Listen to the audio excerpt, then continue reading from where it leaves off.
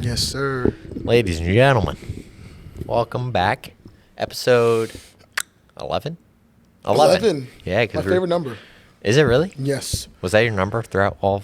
Throughout college. Obviously, when guys come in and out of college, so you end up getting different numbers. But, like, when I had the chance to get 11, it was 11.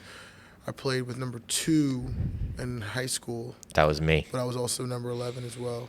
2 was a big boy. I was a big boy at 2. Yeah, Nice. I was the little guy at 2, and that was always 2. Is there a reason for 11, or you just like the number? I don't know. It's 7 and 11, man. They look good on the back of jerseys. It's been a family number, which I don't understand family numbers. I guess just people in my family who play sports use that number. And it always looks good on the back of a jersey. Interesting. Yeah, I was 2 throughout all of high school, 6 on my alternate, and then senior year I shook it up with 18. I don't know why 18, and it was just like it stuck out at me, and I was like, 18. Went on to have one of my best seasons, so maybe I should have stuck with it. Whatever works. Can we talk about? It's actually funny. We didn't even have this on the list of things to talk about today, but can we talk about the guys who suck who wear good numbers? Like, there's got to be a rule somewhere, I think, set up with the coaches where, like, if you know a kid's not that great, you can't give – you got to earn those numbers. Mm-hmm. You should be earning good numbers. But before, we have to establish what the good numbers are. In my head, off the top, some of the best numbers. So good athlete numbers. High-level athletes perform with these numbers. I think 2. I think 5. I think let's agree first. Okay. But you want to agree first, or you want to go? 2 100%. 2 100%. I think 5. I think you're skipping 3. Oh, that is true. 3 is a good one. 4. I don't 5. know. So 2, 3, 4, 5. Okay, I can agree with that. And then I'm just thinking random. 22 has always been one where I saw and I was like, you're going over so many. I know, but I don't want to go. I'm going in what I think of. I'm not going in order. Okay. So 22 was always one that I saw and it was like, yeah, he was good. Okay. I don't know if you agree with that one. Yeah, no, I do. I think that some of the best guys in the leagues, in any league, 22 is a great running back number. I'm sure there's been a running back that's been 22 that was elite, a DB, a shooting guard. Yeah. I don't like baseball players. I feel like you're going to say this one, but I don't like this. I don't like 10. I'm not a fan of 10. 10's a really good number. But I can understand. I think the 0 sometimes gets people, which 0's becoming a huge number now. But I think it was a fad, though. I think 0's still a fad. What about 00? Horrible. Okay. I'm glad we agree there. Don't do 00. Please, no 00. Like, you're not cooler than anybody because you did 00 either. Like, I'm not really a big fan of that. I think 15 maybe 16. Those 2. 15, I think Patrick Mahomes is making that a fun number, but in retrospect, like, that's not a great number. 15's not a fun-looking number. Like, I think if you saw that on the back of someone's jersey, you wouldn't blink and be like, that kid's good. Yeah, I guess that's fair. 27 is almost a guarantee. Almost a guarantee. There's always somebody's a dude at 27. That's top 3 probably best numbers. Once you get into the double digits, yes, that's one of the better double-digit numbers. And then outside of, I was just going up to 30 because I was thinking of through 30, but those are mine in my head. Okay. That I think if you wear that number, you better be the best player on the team. You better be a dog. But yeah, so we should make a rule. I think the numbers that need to be addressed with elite talent players in every sport, basketball, football, baseball, soccer, hockey, the majors, big major sports. 1, you got to be a dude if you're wearing number 1. 2, you got to be like kind of legendary if you're wearing 2. 5's fine. I think those are good numbers. Like, that's a really good high school running back. Number 5. Yeah.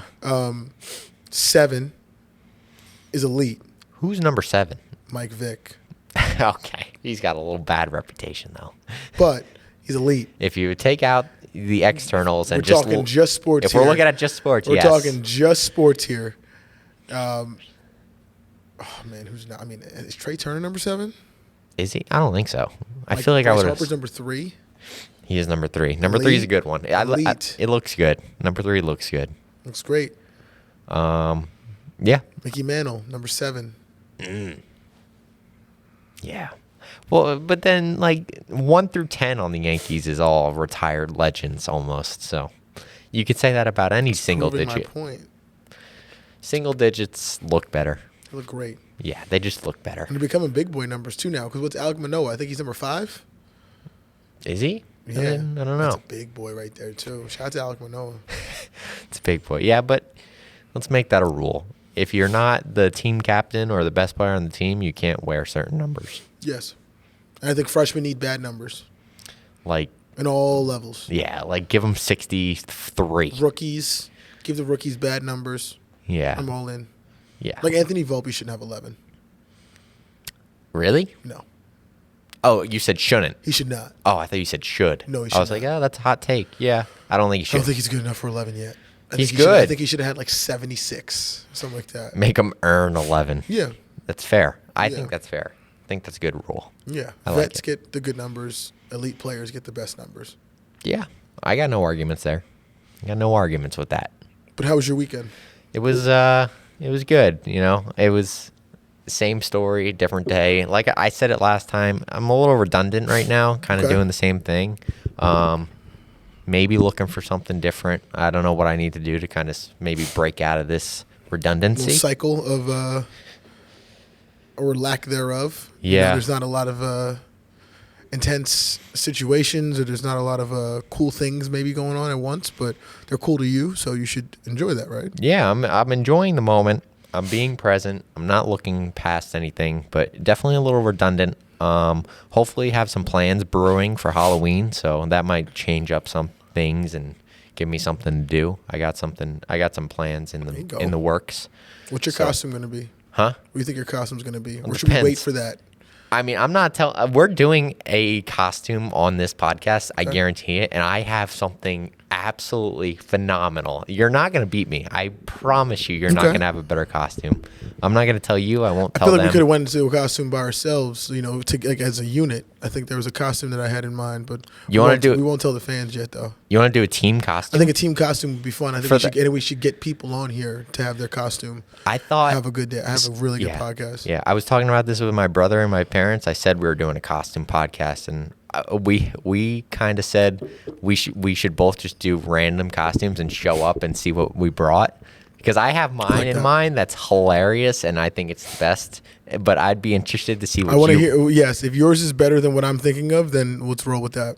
Okay, But I have a good one. You got yours? Oh, I do. I think I had we do one. I that. had one in mind for both of us as a team one, and I wanted people to guess in the comments. What Should we give them 3 seconds to guess? Because I want to hear it now. Not yet. Because I'm gonna forget after I wanted we're people done. to guess what we were. Okay. Like after the podcast, I wanted them to put into the comments. Oh, what they thought okay. we were. Oh, so it's like hard to guess. Yes. Oh. Well, it's kind of hard to guess, kind of not hard to guess. Okay. Okay. It could be multiple things. I'm excited to hear what it is, but yeah, I got Yeah. some costumes brewing. If I go where I'm planning on going though for Halloween, like party wise, and I'm not gonna wear what I'm gonna wear to the podcast because it's not. Sure, you need 2 costumes. Yeah, yes. you need 2 costumes. So the serious, I don't know what I don't know actually. Can I get some suggestions on what I should be? Yeah, get into the comments, like, view, subscribe, and send us your costume ideas. Because The wackier the better Yeah. in most cases. Because like the simple one is obviously like a cowboy. I could easily make that happen, and that's kind of a lot of people do that. But Yeah, it's low hanging fruit. yeah, Yeah. I don't have anything good in mind for like. I don't know. Well, I think for me, I'm not a Halloween guy, You don't. but I'm going to embrace it this one because I Okay. think I'm starting to get into that place as I continue my relationship with not only myself but like even my own girl. Like I'm trying to get more vulnerable in the case of like my ego, because like 2 years ago you couldn't get me to do a costume. Like I do things on Halloween, but like I'm not wearing a costume that like is gonna go all in. Yeah. because I still think it's a children's holiday. Okay. Like it's for kids, It is, but like under the age of like 16. you can say most holidays are for kids though. Like Correct. Christmas is for kids, but we still all embrace it. I think the gift giving aspect of it is for kids, but in its root, it's a religious holiday. Yeah, But it definitely goes deeper. But yeah, it goes a little bit deeper when it gets to like there's other things involved in it, but like we've created Halloween as because what is it, a pagan situation? It's a pagan thing for I think so.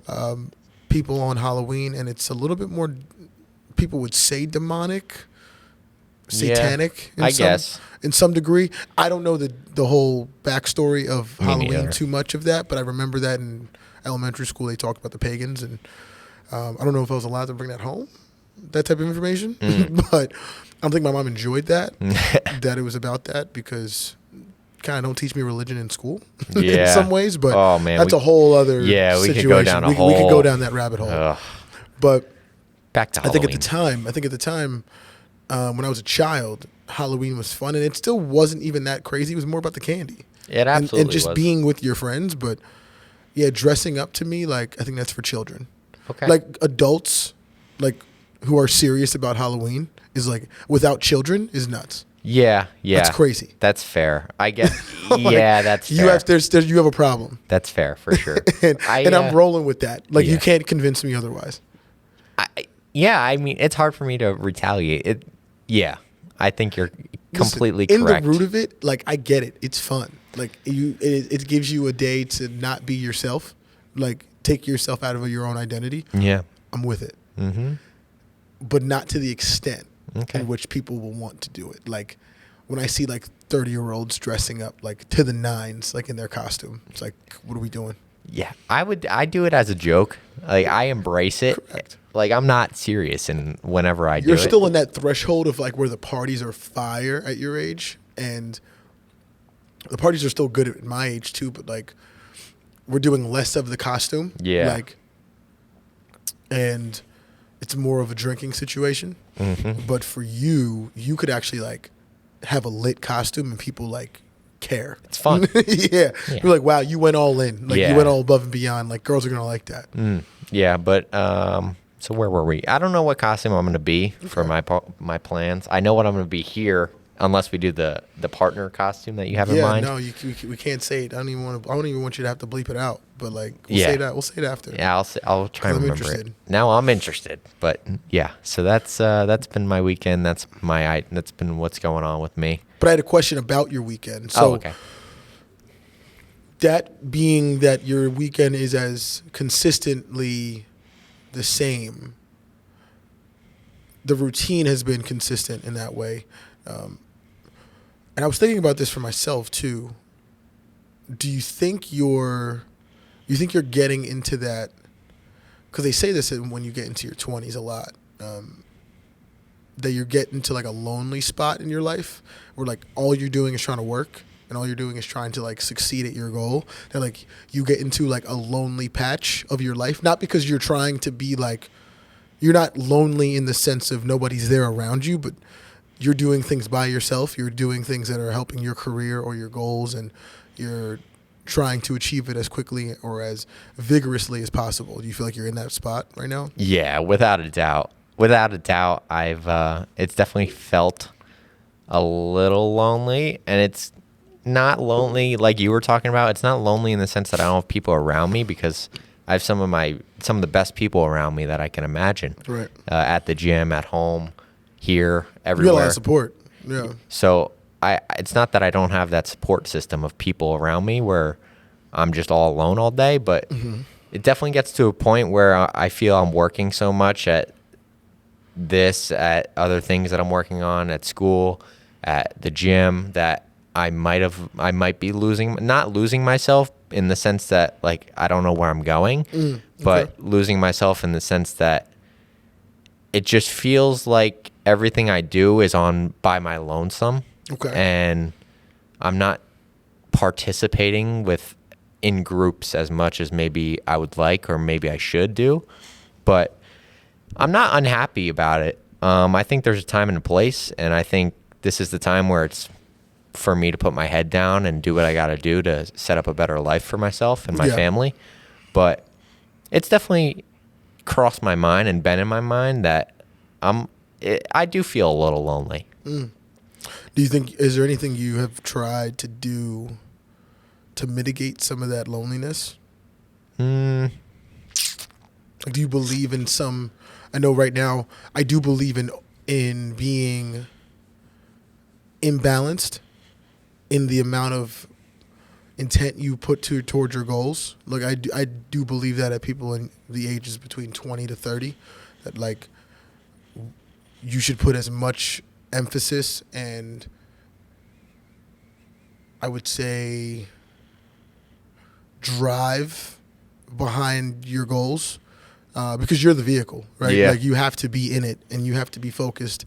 And if you have something that takes a lot of energy and tenacity to be able to succeed, you need to be able to be all in, and you need some imbalance to the outside stuff.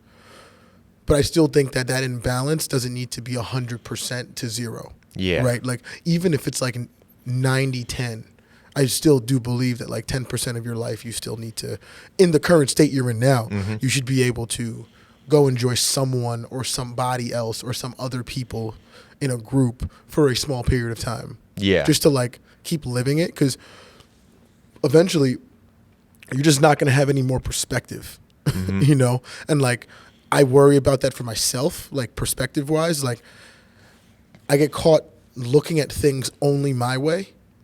And like, I don't like that feeling. No, I don't either. It gets honestly weird because like you end up being a complainer. I feel like that sometimes happens. Like I feel like you're not happy unless you're complaining about something. And I never like that feeling, and I catch myself in it. Yeah. Like there's times where even like I talked to a couple of people this weekend about things that we were discussing even in business or just overall nuanced conversation. And like I found myself like it wasn't able to penetrate my brain a little bit because I was like, no, that's not the way you do it, or that's not the way this is supposed to work. But I was like, wait, like that's just my perspective. I'm projecting. Like I don't need to be, I should speak more enthusiastically about learning about someone else's thing, and I wasn't able to do that, and it felt like a product of me being by myself all the time. Yeah. What do you say about that? So where my head went as you were talking about that was with all the negativity that social media does have, I believe one very strong positive about it is that even if you do feel this lonely feeling, you're able to consume things on social media that you're hearing other people's story if you look in the right places. Like you can go on and hear about influential people and people that have done these things, like the lone survivor, the Navy SEAL that got. Yes. Yeah. So Correct. you can hear his story, and if you take something from it, you can apply it to your own life without having to meet him, because it's probably pretty difficult to meet him.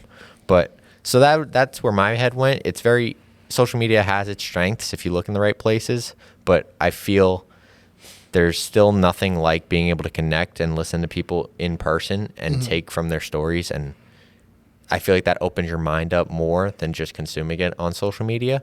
So I don't know. What I was thinking, and I think I just lost my thought. I'm trying to bring it back as I'm speaking right now. But oh, yes, I got it back. As you were talking, I was connecting it with my life and what I think I do. And I think the reason why I feel the way I do, and maybe, I don't know if this applies to you, maybe it does, maybe it doesn't, but I use the work I'm doing and the things I'm doing in this aspect almost as an excuse to not have to go out and not have to have that balance, because in my life, at least, me personally, I'm very, very closed off in the fact that not that I don't enjoy going out and partying, it's just not my cup of tea. Okay. I'm just very uncomfortable in that environment, and maybe that's why I should do that more. Correct. Make myself uncomfortable. Yeah, that's but truth. I do use the work excuse a lot, and whenever somebody may ask me if I want to go somewhere or go out somewhere for a party, I always come up with something that I have to do for work in this aspect or something else. What do you think makes you uncomfortable in those environments? Because it's so fascinating. I think younger people are shying away from being in those particular environments, whether it be the club, the bar, the parties that go on in the college scene. I think that that's starting to be phased out depending on your development. Now, I do think that it'll always exist at the college level, being Division I's, big Division III schools. Division IIs are a little bit more of an outlier because there are some big Division II schools that have a campus scene, but a lot of them are pretty small.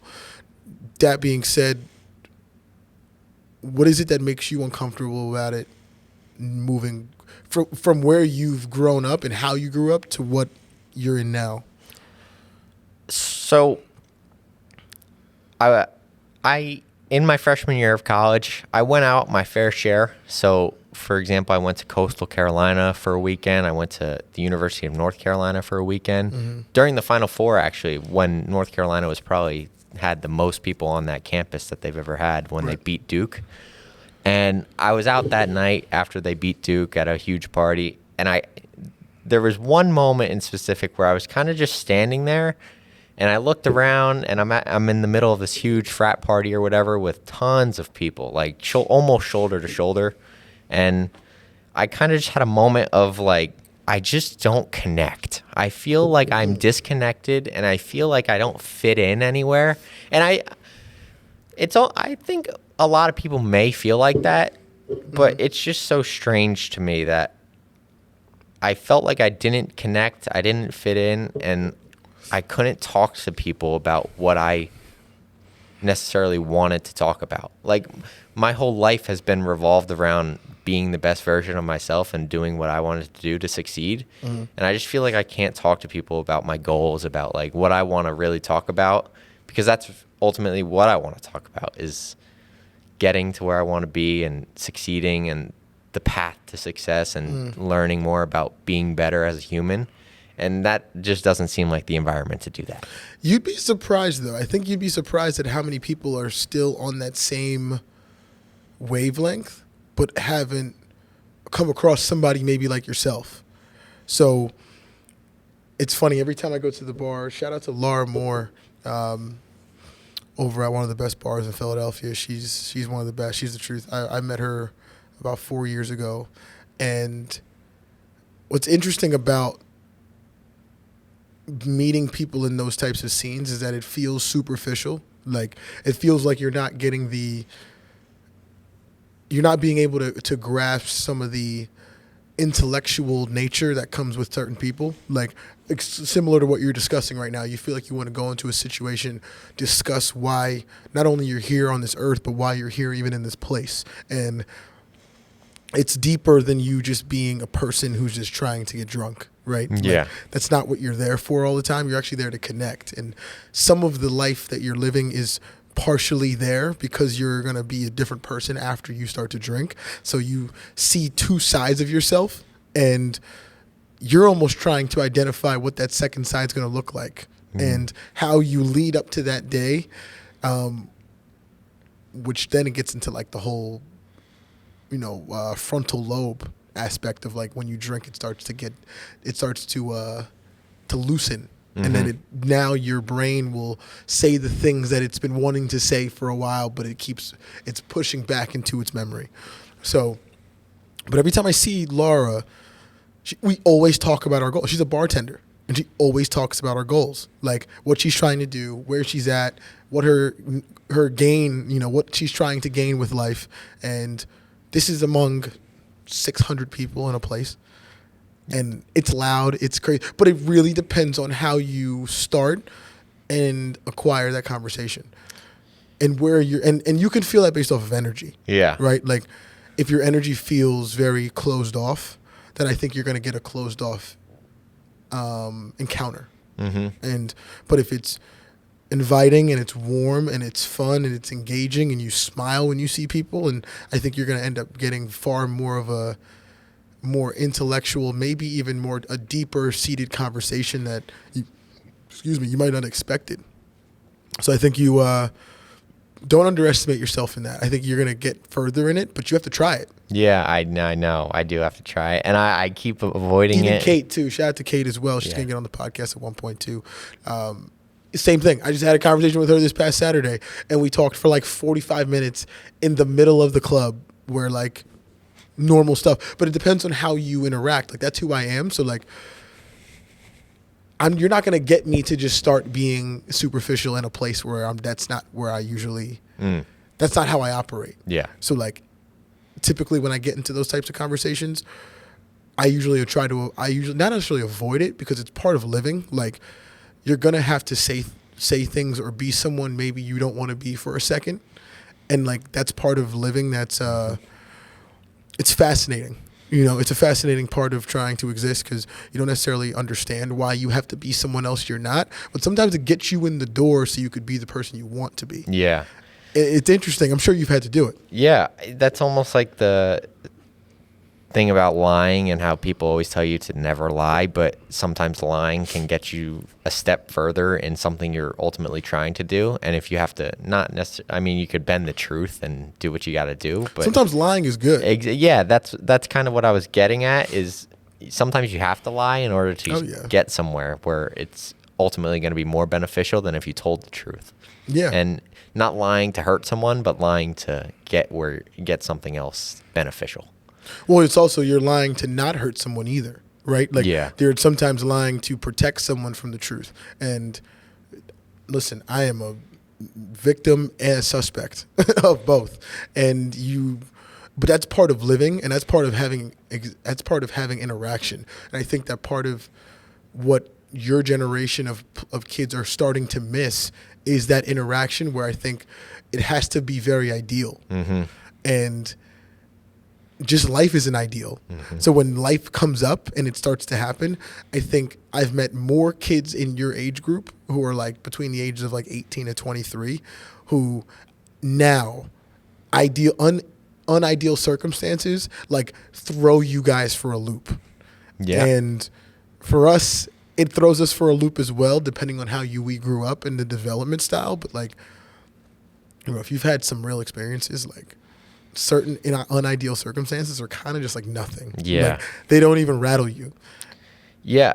Yeah. I think it's all about the environment you grew up in and what you had to go through. But yeah, I definitely relate with that and understand what you're saying, and want to make a conscious effort to put myself in those situations and be able to not necessarily be superficial, but talk to people with the understanding that it might not go down the lane or the path of where I would love it to go, and just talk to people as human beings and see what happens.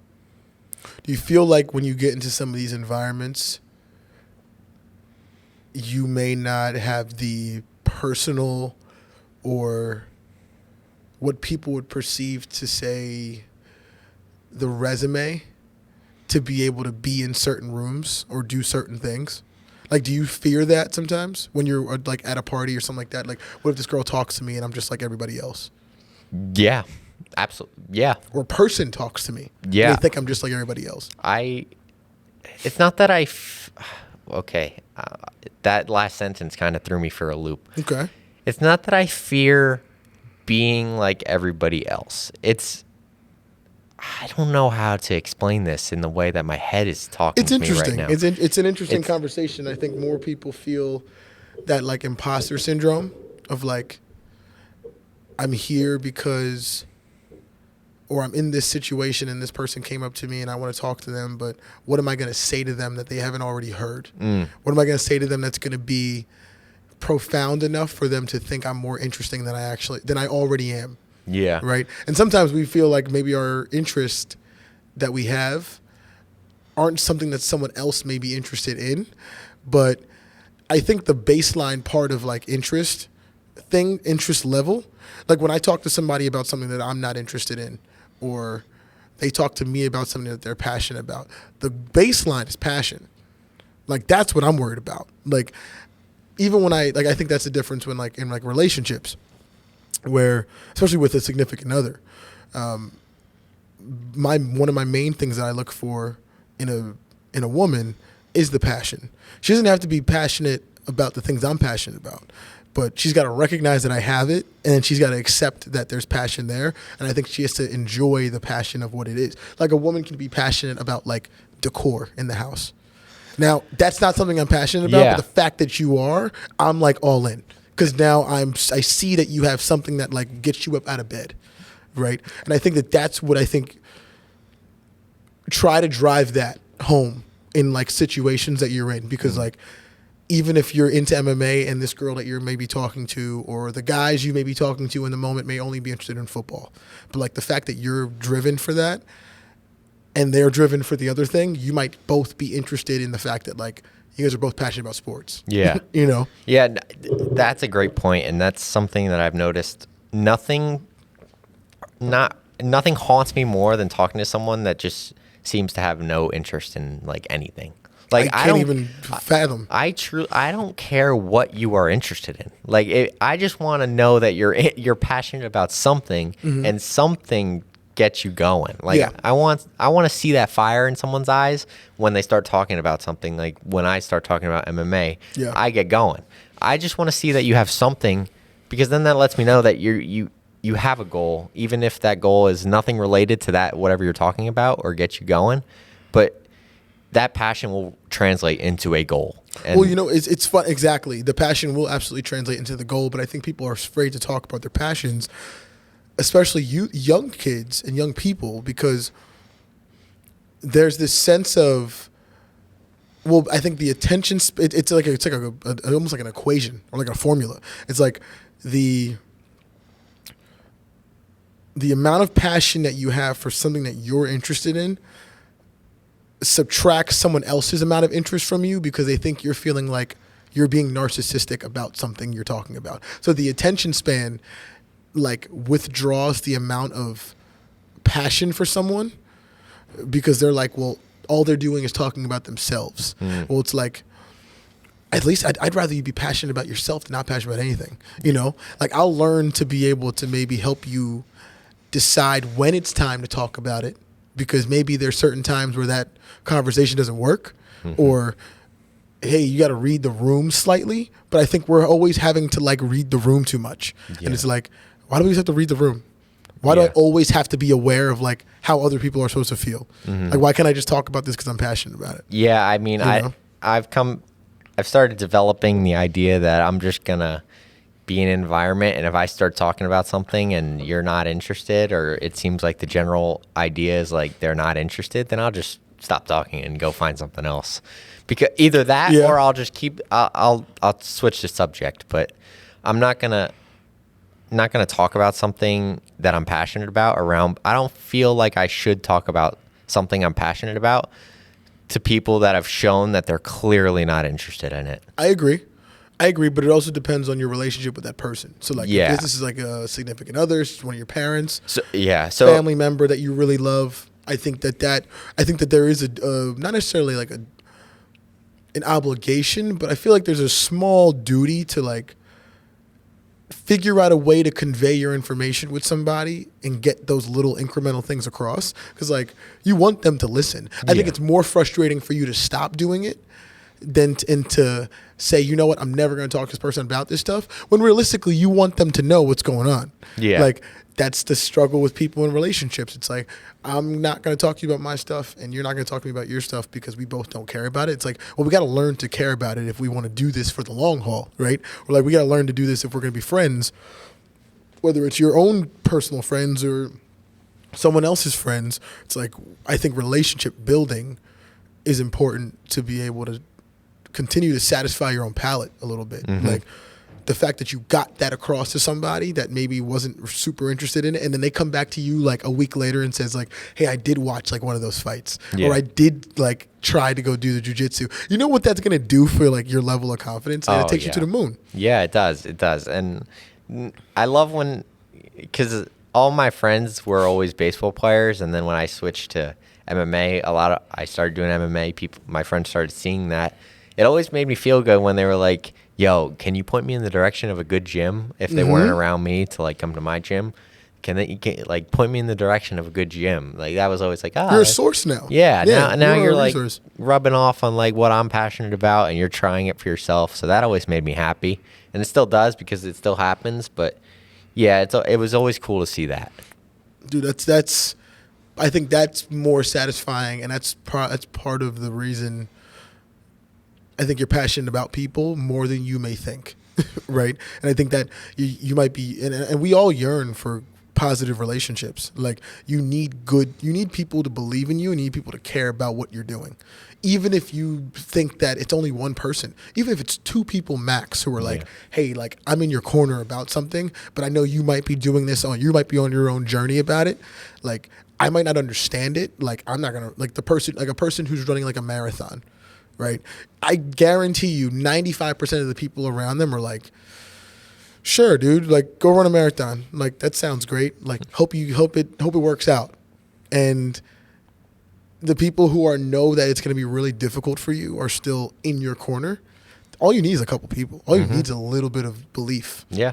For you to go a long way. Yeah, you don't need a lot. It just takes a little spark of one person, to be honest, that truly does believe in you and has that passion for you to succeed in what you do. And that's really all you need, in my opinion. I was over the weekend, shifting gears. I was listening to a video of Matthew McConaughey talking about his son Levi, and they gave him his first social media account at 15 years old.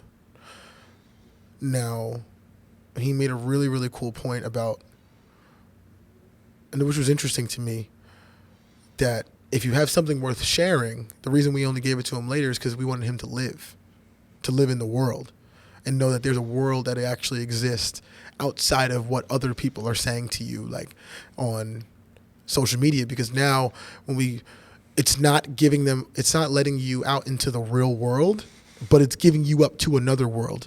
Right. So like, the adage of like when your parent says like when when you leave my house, you're walking into a new world. Right. That's an interesting perspective for most people. And so he said he gave it to him at 15 because if he had something worth sharing, he would know when to share it and it would be at the right time. But I want you to live. Mm-hmm. I want you to live in this world that we're all currently in because that's the one that truly matters. Yeah. You say what to that? When's a good age to give a child social media? And do you think you got it at the right time? Do you think you got it at the wrong time? I don't even remember at what age I actually got it. Okay. I want to say, it's always been in your life. It has. It was early because I remember being on Instagram during my run to the Little League World Series when I was 12. So I had it at least when I was 11, 12. I probably had it a few years before that. I want to say 9 or 10, I probably got it. I started with like Instagram or whatever. That's the earliest I can recall. When's a good age? I feel like... Or what do you think the appropriate age is? If you had to give an appropriate age based off of development, timing, ability to interact properly? It's tough. I'm not that old to really have the wisdom for that. But you could see the pitfalls of people who have social media at these ages right now. Yeah, at least in my experience and my development, I feel like I had the most development. It was probably high school physically and mentally, but the most social interaction I felt I had was middle school, 6th, 7th, 8th grade.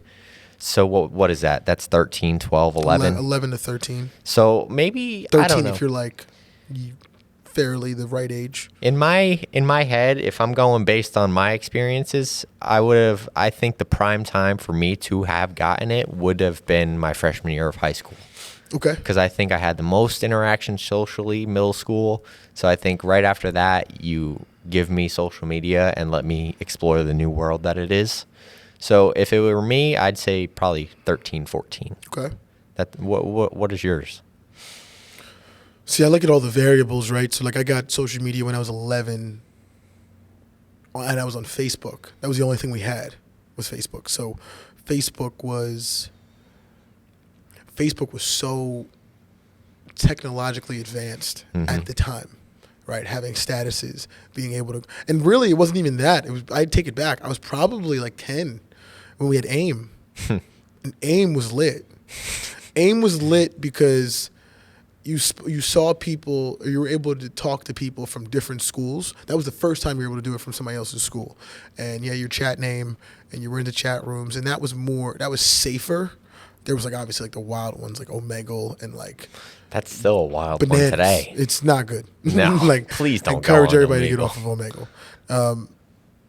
But we had AIM and AIM was good. Like my brothers had AIM, so I was able to be on it with people who were already on it probably earlier than I was.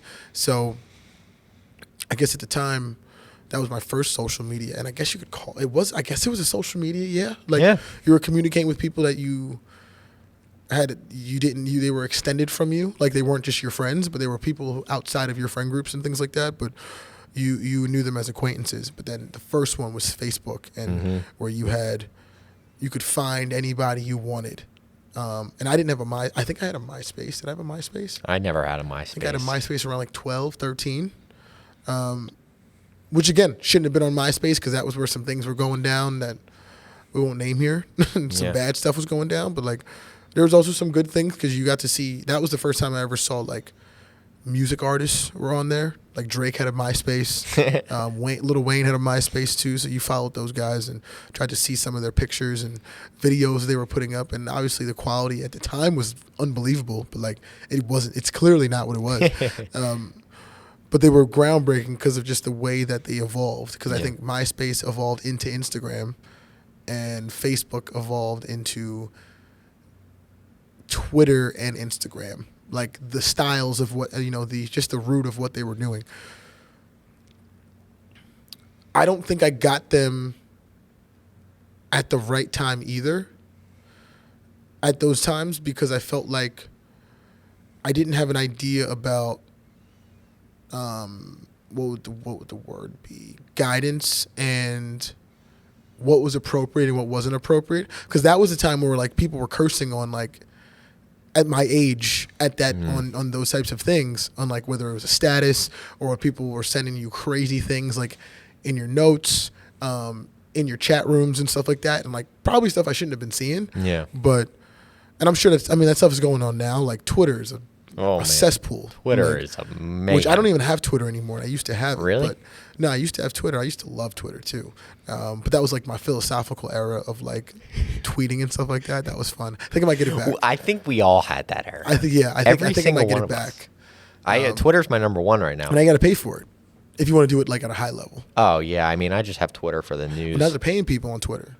Yeah, if you get the blue check mark. Well, that and if you tweet and you get like a certain amount of likes and retweets, they're starting to send you some cash. Yeah, but you need the blue check mark. Do you need the blue check mark to do it? Yeah, you need the blue check mark, which is like $10 a month. Got to get their money somehow, right? We'll get into that. Yeah, I want to get in. I want to get into the blue check and if it's worth it. Everybody's paying for it now. Yeah. That's kind of what I want to ask. Yeah, we'll get back into that. We'll get into that. But yeah, I think 12 was a weird time.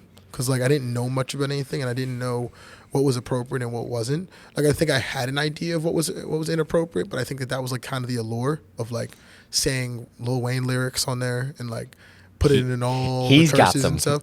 Should have been saying some of those things. Should have been saying it, but we did. And so that was a weird time. So I think if I had to do it over again, I say we had a really good mix of still living life. I was outside. And, like, I was actually doing things that were real. Yeah. Like, I wasn't living a fake life at 13, or 14. And I wasn't depressed, which I think is the most important aspect of it, too. Because, like, I have a kid who he will remain nameless. But his parents were telling me that he was visibly and physically and emotionally depressed at 12 years old because it was something going on Snapchat. And that was like the thing for me where I had to start asking the question where I was like, okay, I don't know how good this is for anybody at this point. Yeah. And I'm sure that the depression aspect of it and some people not feeling like themselves or feeling the best or not being the best version of themselves has always existed on social media. But it was scary that it was happening right now for kids that I already know. Yeah. And so... yeah, I would say if you could do it over, I would say the best appropriate age would probably be 18. Just because you just have lived a certain amount of life and have had experiences. Because, like, the experiences you think and the interaction you're having via Instagram, Facebook, Twitter, all those things, they're just still not real. So, like... and they're real in the nature of, like, the person you're talking to should be real and, like, you're having you're talking with them, but you're behind something that's just masking who you potentially are. You're saying things you probably wouldn't say to that person. Mm-hmm. Yeah, and I had a thought on that as you were talking, and this goes back to what we were talking about earlier about just being my generation of being out and being at these events and these environments. we all grew up on social media. Like I said, I think I started on social media it was probably 9 or 10. Correct. Because I remember my 10-year-old All-Stars. I hit my first home run, and I remember posting it on social media. So Yeah. it was definitely 10. It was definitely 9 or 10 years old where I started, and I grew up on it. I grew up on these social interactions with my friends online and not having to really say these things in person. So I think that translated into what we're seeing now with my generation on going out and being social. So I think that whole thing just plays a part, and it's interesting to see the effect that social media has had and what it can do. And the example you brought up with the kid and his parents and social media affecting him. But yeah, so I guess it's all dependent on the parent and how they want to do it. But I think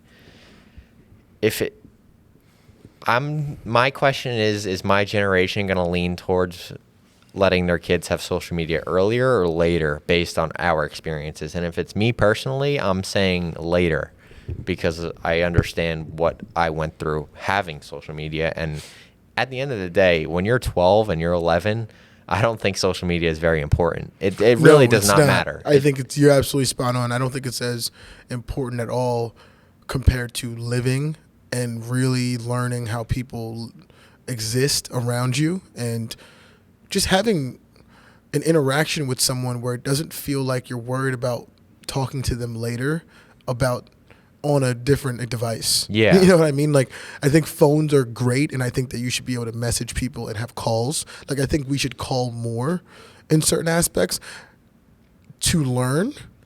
I also do love the efficiency of being able to text. Yep. I think that there's time and place for it, but I always think it's either there's two sides of the fence at this point. Like, depending on the generation, they're either calling you or they're texting you. And like, I do think that there's an aspect of both, because you should be able to hear someone's voice. I think hearing someone's voice is like a major part of like feeling the connection that you didn't have with someone, or like continuing a connection. Like, if I hear one of my friends' voices that I haven't talked to in a long time, like, I could go another 2 or 3 weeks without it, but like, if I don't get a chance to, but if I'm texting them, it doesn't feel like we're even having a conversation sometimes. Yeah. You know, so in some ways, I think calling is better than texting. Mm-hmm. I also think texting is better than calling in a lot of ways. So, but no matter, but the point is it's interaction. Yeah. Right.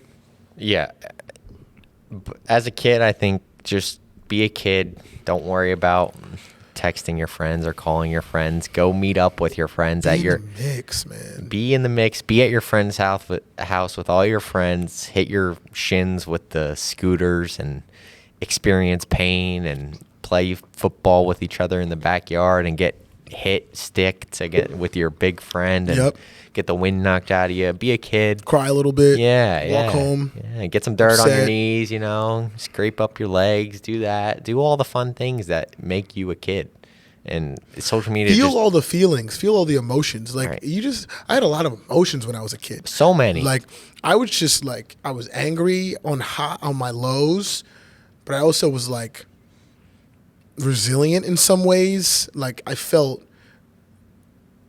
angst, but I also had like so many good like emotional highs. Like, as just a youth growing up, based off of playing sports, meeting people, being around friends that we all were excited to be around each other. Sometimes they didn't want to be around me. Mm-hmm. I didn't want to be around them, so I had to kind of navigate those relationships, and like, navigating relationships is just huge. And like, you don't get a chance to do that because I think we're barely in some of them. Yeah. I think you're barely in some of the relationship based off of just being on the phone. Everything's a loose relationship sometimes. Like, it's all surface value at these days. Like, you have your relationships, but they don't dive deep. They don't inject deep into that.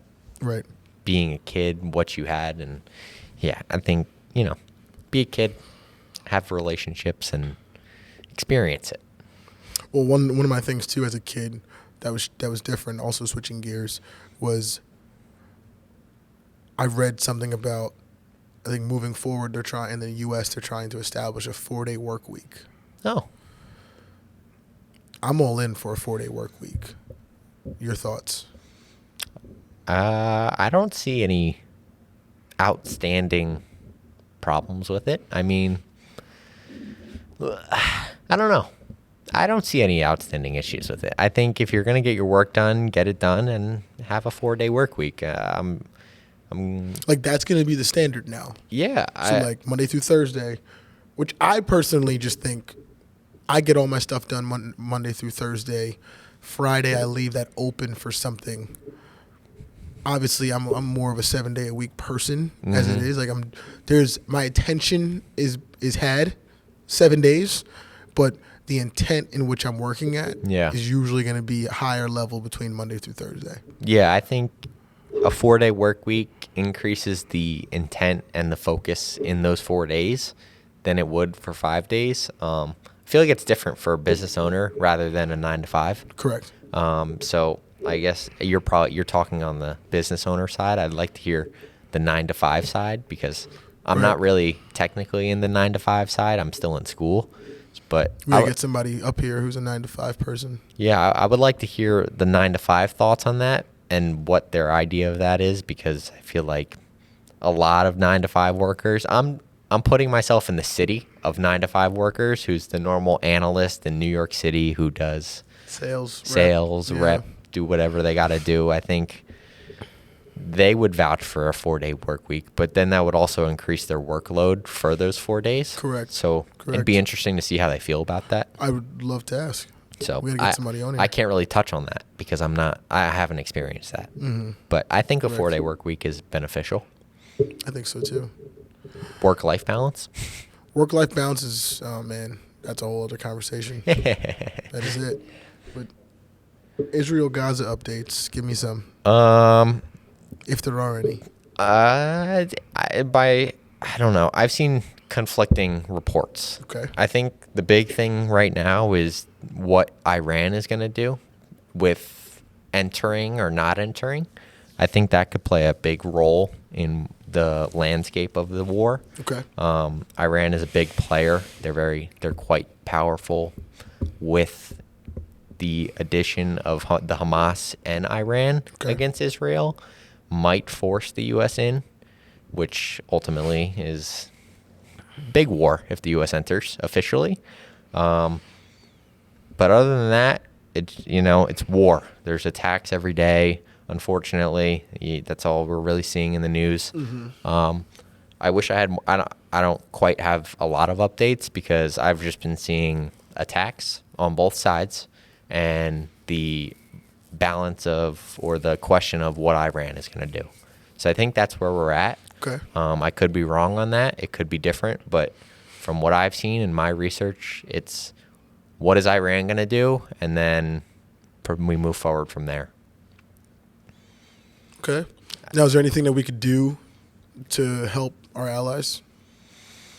Like the U.S.? Like just people on the ground floor like us. Oh. Is there anything that we can do to help? Is there things we can send? Is there stuff that we can continue to promote? I don't know. That's a good question. I don't know.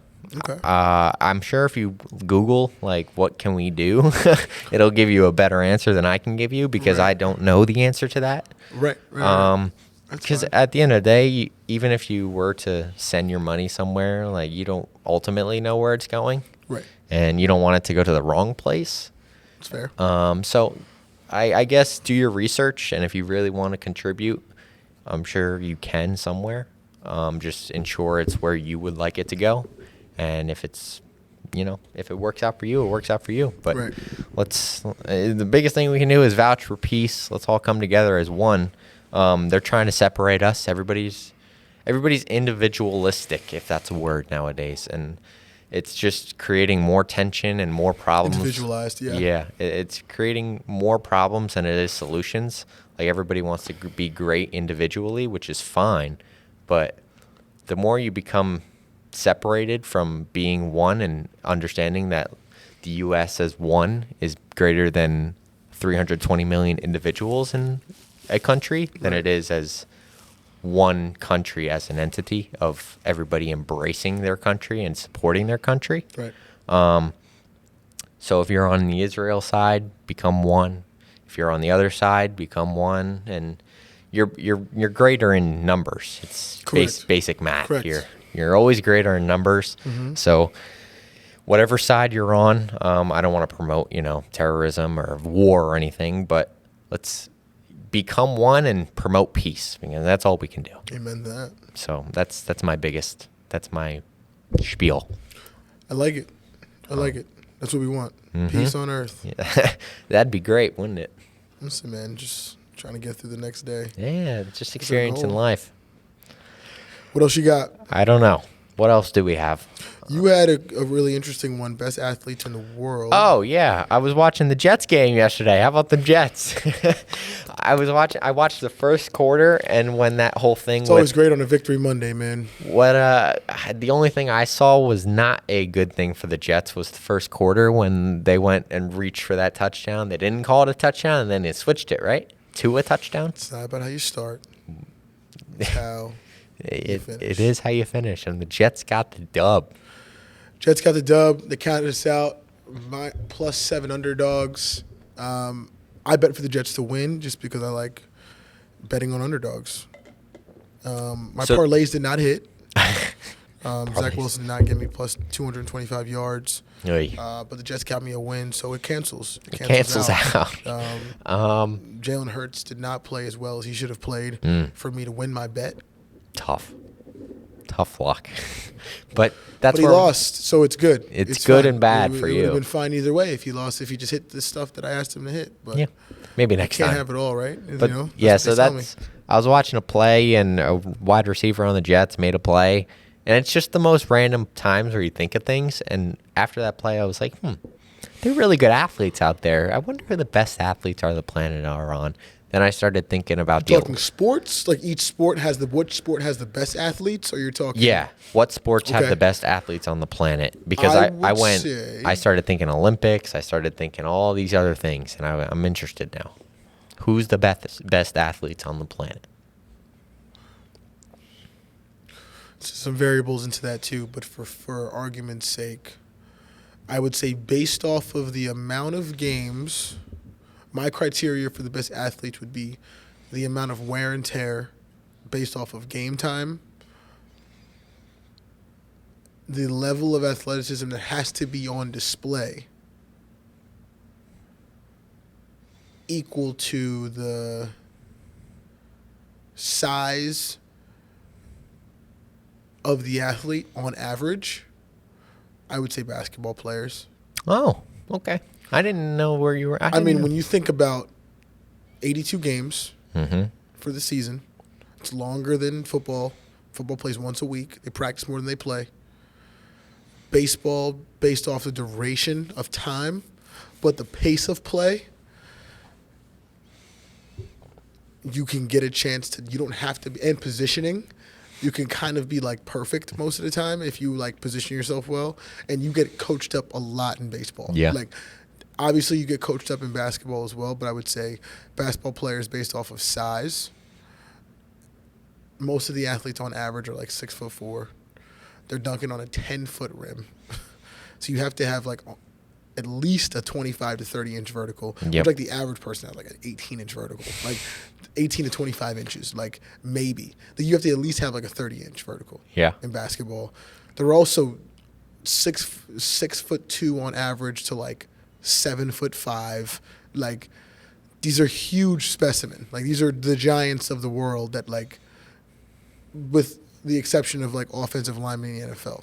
Like, some of those guys, like Mekhi Becton's like 6'10", like 350 pounds, and he runs well. Like, he could chase you down and he'll like fill up 2 door frames. He's an enormous man, but he's a super athlete too in that way. Football and basketball are really close, and I think you're seeing a little bit more freaky athletes in football now, like a guy like an Isaiah Simmons who's like 6'5", 255, or like 245, and he runs a 4.4. Like that's a stupid athlete. Yeah. Right. Like basketball's a little. You're gonna get more chances to see, just from the athleticism, not necessarily the longevity, but the athleticism of like a guy like LeBron. Yeah. There are a lot more. There are just as many players who are as athletic as him, like who can jump from the free throw line. Physicality-wise, in the physique, the way they look, I think you're going to get a lot of those. And I think MMA. I think MMA is really freaky, and it's starting to get more freaky. Like I think those guys are starting to become far more athletic than they're given credit for. Yeah. Just based off of the striking and the defense of the striking as well. Like I think, like who would you say is the best athlete in MMA? Like Izzy? Could be John Jones. Could be. Yeah, John's a freak. Like he's a freak. Dude. Yeah, like He could have played any sport. and I think we use the word freak pretty loosely in sports. Like, oh, that guy's a freak, and it's like, well, I think I would take freak out of the equation because that to me is someone who's doing something that even with all of the things stacked against them, they're still far more athletic. Like they're in a different class of athleticism. Yeah. Based on size, speed, elusiveness, agility, strength, and natural ability. That all stacks up together. Yeah. Like there's people who have like natural ability but like have to work on their speed. Like John Jones is just naturally fast. Just natural. Like, he's naturally strong. He's naturally already baseline great grappler. And now he became exceptional. Right? Yep. Like and so those guys to me are freaks. Like LeBron was already physical. He was already dunking in 8th grade, but then he started dunking from the free throw line. Like he was fast, but then he got faster than everybody at 6'8", 270 pounds. Like that's a different type. That's a freak athlete to me. Yeah. You see the clip of the guy robbing John Jones' house, and John comes out with his dog, a shotgun, and he's full sprint at this dude. You had to have seen that clip. I've not seen that. I remember that it happened, but I never seen the video. Could you imagine robbing a house, and then the next thing you know, you have John Jones chasing you with a shotgun and an actual canine that's trained to kill? Right. It's unbelievable. You just chose the worst possible house on the planet. So you gotta stop dealing with the wrong people, man. Stay in your lane. Don't put pressure on yourself like that. It's not fun. No. John Jones is gonna kill you. John Jones could kill you minus the shotgun and minus the canine. Yes. So please don't put yourself in those situations. I laugh every time I see that clip because it comes up pretty often, and You got to send me that clip because I've never seen that. That one, it's so funny. The dude's running. You just see the dude running from the garage. He's running. Then 3 seconds later, you see John, just hawking. It's 6'4", and you could tell 55. You could tell by the camera that John is going to catch up to him very quickly. Yeah, because the dude was not running fast. No, I mean, and John was running. These perpetrators aren't as athletic as they used to be. Oh man, I might put the clip in here now. You gotta throw the clip in because here. It was phenomenal. But yeah, basketball surprised me that you said for the best athletes. When I don't know, I went Olympic wrestling is up there. Oh, you went really like down to. I mean, if we're talking every sport ever, like across the land, like Olympics, all that. I mean, Olympic wrestling has got to be up there. I guess the amount of things you have to do in basketball, athletically, I think not necessarily trumps any of the sports, but like just the duration of it for the amount of time and because everybody is that good in the NBA. Like everybody is that physical, and there's some outliers. Yeah. But like I would say like 95% of the NBA and even 95% of the NFL is extremely physical and freaky. Like something they do is very freaky. Yeah. Like someone's running this guy's running a 4.2. Tyreek Hill is a freak athlete. He's 5'10", 225 pounds, probably 210 pounds, probably, but runs a 4.2. Yeah. And he's like in his late 20s, early 30s. Like that's a really freaky athlete, and he's strong. Like if you see Tyreek Hill, that's a dude you like in this room. He would make us look small. Yeah. Even at like the same height. And so, but it's just those guys are freaks, man. Those guys are really freaky at something, whether it's speed, strength, jumping ability, and to be able to withstand like an NFL hit is like wild. But also to withstand an MMA hit is ridiculous. Yeah, they all have their variables. Right. And I guess it's hard to pick one. It is hard to pick. But I guess my final pick would be Olympic wrestling. I Okay. think overall. Jordan Burroughs, Jordan Burroughs, Kyle Jersey guy, right? David Taylor. Yeah, he was a Jersey guy. Yeah. Yeah, I those guys are just different. Yeah. They're just different. Yeah. And each sport has its own set of like endurance that is required. Correct. Like Jordan Burroughs couldn't go swing a baseball bat 300 times in a day and be fine. Like he's going to be sore in places he's never been sore. Right. But I think the grappling endurance is one of the most difficult endurances to develop. Yes. Which is why I put wrestling on such a high pedestal. It's just so different than Yeah. running and doing the normal. It's just not as popular naturally. Right. But I think it's because of those variables. Like, I think athletes start picking a sport that is like just challenging enough, but allows you to be successful. Right. Like, I think that's that's a major part of picking a sport, is that like, if this is too challenging already, like at 9, then like, and I don't have the natural ability to be able to get in here and do and execute, it's going to be tough for me to really love this sport. Yeah. And wrestling is not a team sport. No. I mean, it is and it isn't. Yes. But it really, In some ways it is, but some ways it's not. Just because you're on a team. Yeah. Like, if you're at a college, you represent that college and the rest of the guys in different weight classes. But yeah, if you lose, it's on you. You Correct. lost. Like, if you're 9 years old and you're on a basketball team and you lose, well, my teammates weren't very good. If you Right. lose a 9-year-old wrestling match, then your confidence is already in the gutter. So you're on, like, well, like I don't want to play 9? this sport anymore. yeah. So but I don't know. I go Olympic wrestling. Okay. I like Olympic wrestling. I'll do more research on it. To each his own. Trying to go to the Olympics this summer, man. Where are they? Paris. Oh, Paris. I know. I go back. Yeah. There's a lot going on in France, though. It's a little dangerous out there. There's a lot going on in France. There's some dangerous things going on. There's also, I can't verify any of these things. I've seen them online, but clearly it has to be true, right? Since it's online. Has to be. It has to be. Of course. They're talking about bed bugs in France. Ugh. And so that's deterring some people from staying in the Parisian hotels. That's a tough one. It's not great. No, that's a bad one. That was always a want bed- fear in my childhood. I heard a lot about bed bugs. You know what's crazy? In school, they teach you a lot about things that you should be wary of that you end up never experiencing. Like quicksand was one of my biggest fears. Over in Egypt. Like they would always promote the danger of quicksand, and I cannot account for one singular time where I've had to be weary of quicksand. Ever. Not once. No. So I think they're off on what is dangerous and what is really a threat. Well, it's But- just really it comes down to what they're teaching in school in general. But that's a whole other topic. Yeah, we'll have to save that We'll one. dissect that one day. But what was I just going to say? Oh, speaking of travel, I want to go to Spain.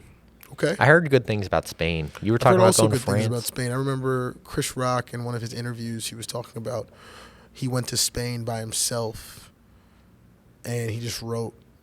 He wrote one of his last specials. He wrote like 2 movies out there, and he had an unbelievable time. So like that made me want to go, and I want to do more.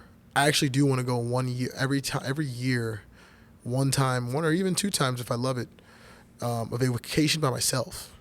I would like to do that too. Yeah. I would, but I don't know if that's going to be possible. I'll try and make it possible. But Yeah, there's a lot of variables Yeah. with going by yourself that you have to kind of adjust for. It's just an overall safety Mm-hmm. situation, which is funny because like I know people care about safety, and I care about it. It's always a heightened thing for me now, especially with like being around women, just because you got to make sure everybody's safe in a lot of ways. It's just so many different things that can happen. But one of the things that's interesting about that is like when you're by yourself, like I get that sense of like I'm fine, but like I can understand how someone could think I'm not. Like if I'm not answering the phone, if I'm doing something by myself and like you're just moving around, you're kind of away from your phone to a degree, people could think like there's something going on. Yeah. Like you're in danger. It's like, no, like I'm actually fine. I'm fine. Yeah. Completely content. Yeah, but that's where like the social media, if I don't see you, then I don't know what's happening type of thing Yeah. when Yeah. you ain't living. Yeah. Most of the time when I'm not by my phone, I'm probably better off than when I am by my phone. Mm-hmm. Like when I'm doing something and I'm out and about and not really worried about social media or being on my phone, I'm usually doing something that's either fun or important or something that has my focus, and I don't need to be on my phone. Yeah. So I'm fine. Yeah. You know, like even when clients call me, or when I have to, even have it even earlier, right? Mm-hmm. You know, one of our clients called and he's like, you know, I don't know what he's doing. It's like, dude, I'm working. I'm doing my life. Like, I'm doing what I'm supposed to be doing. Like, that's where I'm at. Yeah. You know? Fascinating. Yeah, it's interesting.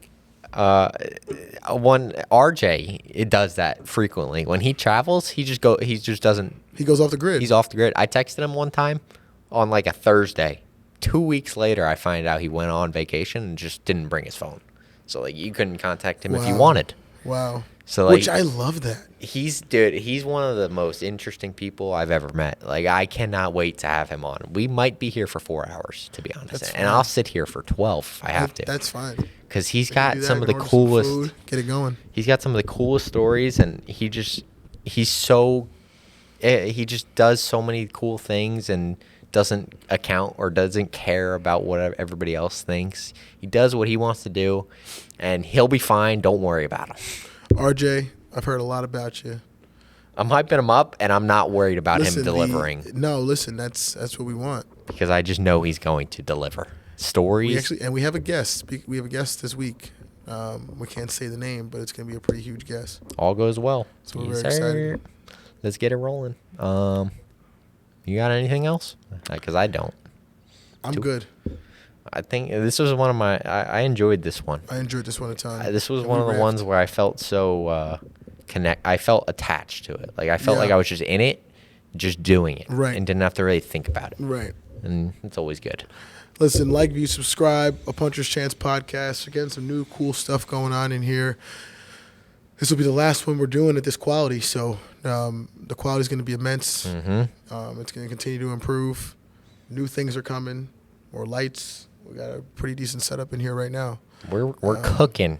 We're cooking. The boys are We're cooking. And we're getting cooked on Instagram, by the way. I love that we're getting cooked on Instagram. Cooked. I'm really happy about that. Like people love to hate, and I've embraced just going back at them because it's so much fun.